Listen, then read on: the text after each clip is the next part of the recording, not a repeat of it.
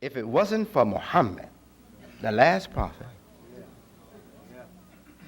our race would overshadow the Jews and Hebrews, the Jewish and Hebrew scripture, prophets and scriptures. Our race history would overshadow it. The most talked about plight of people would no longer be the plight of the Hebrews, would be the plight of the African American people or the black people. And it would be no more their prophets that people would be talking about and looking at. It would be Frederick Douglass, Dr. Martin Luther King, and even Elijah Muhammad that the people would be looking at. And they would say, here is a sign that God exists. Here is a sign that God is a God of justice. They look, they brought our forefathers or the forefathers of these people. See, we would say it and others would say it of us. They brought the forefathers of these people to this land and completely separated them from all knowledge of their past. They cut them off from their land, from their life, from their cultural life, from their history and everything, and raised them as empty vessels, as animals with no human recollection at all. And God, the God of justice, came to them and quickened in the dead matter of the slave a desire to be a man until there was a Frederick Douglass lashing out, cutting into the heart and soul and conscience of the white rulers until he caused them to repent. And they say, we can't continue this. The slave must be emancipated. Yes, it would be told in that light. It would be told in that context, in the context of Scripture. I read about the moaning and groaning of the Hebrews and how God heard their moaning and groaning. Well, they were told to make straw and not even to use bricks.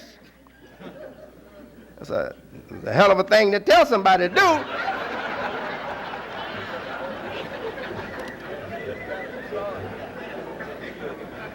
Pardon me, told to make mortar, make bricks. They were told to make bricks, but just with mud, no straw. And you know you had to have the two together. That simple way of making bricks back there, you couldn't make it without. You had to put the straw in there to hold the mud together. So they were told that, make it without straw, But when I look at what we were told in this country, from day one, even till now, I think our sad story deserves more attention than their sad story. For at least they were expecting a deliverer. Even had an idea of how that deliverer should look, what kind of idea he should have in his mind, what his interest should be, and they had a belief that he would be in opposition to oppressive Egypt. They had an idea of Moses before there was a Moses.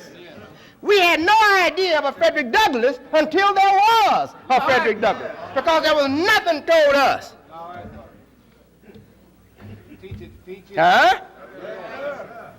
Yes. Very special people. Now, why am I telling you all this? So you can think yourself special with God. So you can think yourself special with God. Oh, yes. No, we don't have a prophet in the prophetic scheme or in the classical scheme of prophets, because that means one thing and the reality means another. We are yet like them and even greater. We are greater people than the Hebrews. We are greater people than the Jews. Our Frederick Douglass is like Moses and greater. You know what we will do?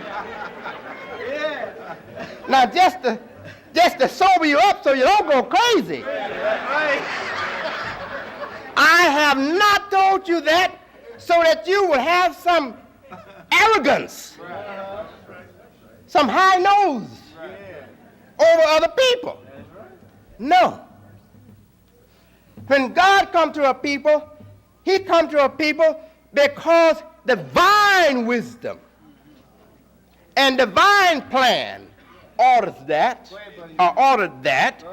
Yes. He doesn't come just because your sickness is worse. Go ahead. Your death was more pitiful? No, that's not the only reason. He looks at what affects his will, what interferes with his will, what interferes with his light, reaching his people, his creation, his dependents, us, humans. And then he responds and advances his plan. So why have I said this? Why have I pointed and compared our history, our suffering, and have said that a God of justice should come to us, should hear us, if that God heard the suffering of other people and came to them? Why have I said that? I've said that to say this. God has come to us. God has responded to us. God has chosen us. Chosen us for what? Chosen us to send the message again that's been sent by prophets over and over again, and especially by Muhammad, to those who would take and separate or isolate a group of people from the family of man for mistreatment, for servitude, etc.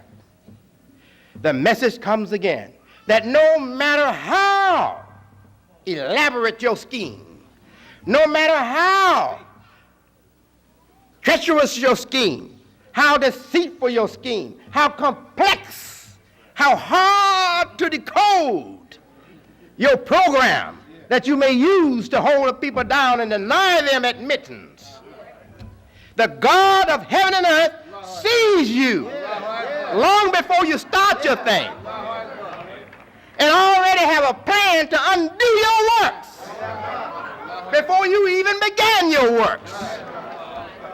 And now God will take that you put down and find in it someone worthy for him to embrace. Don't think God embrace a black man or a black woman just because they've been kicked in the butt so many times, or just because they've been rejected so many times, or just because they have so many stripes from lashes and inflictions, from white man's rule or something. No, that's not what brings God to pick up a black man. When God see a black man in that state, crushed and beaten and denied and rejected and cut off from all understanding, but he's yet trying to be a decent human being, then God picks him up.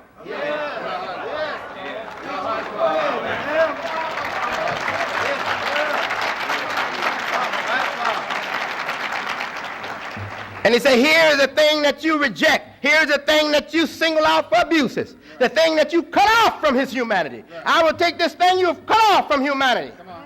And because you don't have as much conscience as it has in it, I'm going to raise it up to be your example, to be your model, to be your boss.